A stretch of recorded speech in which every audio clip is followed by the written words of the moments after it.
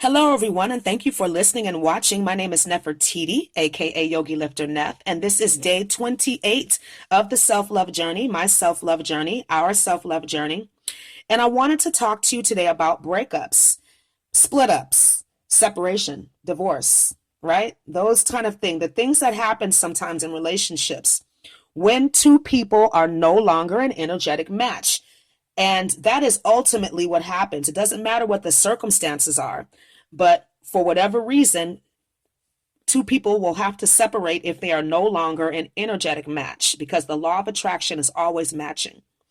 And breakups can wreak havoc on your self-esteem if they're not put in context that way, I think. That's one way that's definitely helped me when I've had to experience breakups is just knowing that, okay, this person and I were no longer on the same wavelength, no matter what the circumstances were. And it's very important with any kind of breakup to practice extreme self-care. This is a time when you really want to up your self-love practices and take care of yourself and be with your feelings. Cry if you have to, get angry. If you have to express yourself to that other person, if it's appropriate, do that. But a lot of times it's our own stuff that we're left with to deal with when we experience a breakup. You have to ask yourself, were you better off without that person? Or are you better off without that person? And really think about that. Could you do better? Right?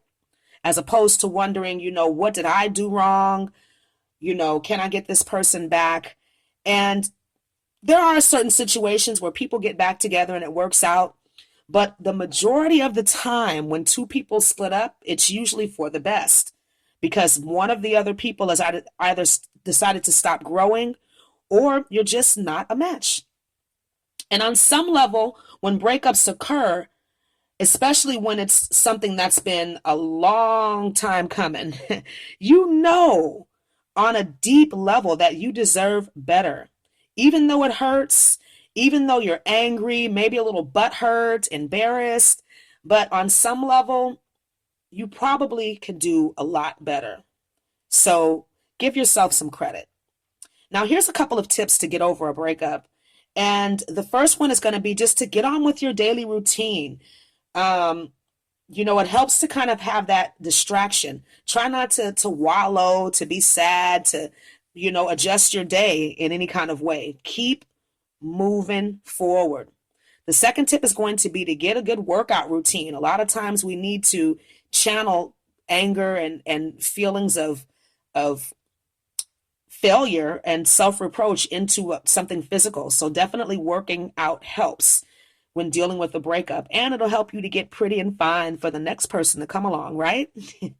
The third tip is going to be to have some support around you, some friends, some family, somebody that you can talk to, somebody that you can express any difficult feelings to, that'll keep you from calling your ex, right? Definitely have some support. The fourth tip is going to be kind of controversial, but maybe, just maybe, you need a rebound person. Now, this is very circumstantial. Some people need to be alone and work things out. But for other people, especially if it was a situation where, there was no physical contact towards the end, like I'm talking sexually.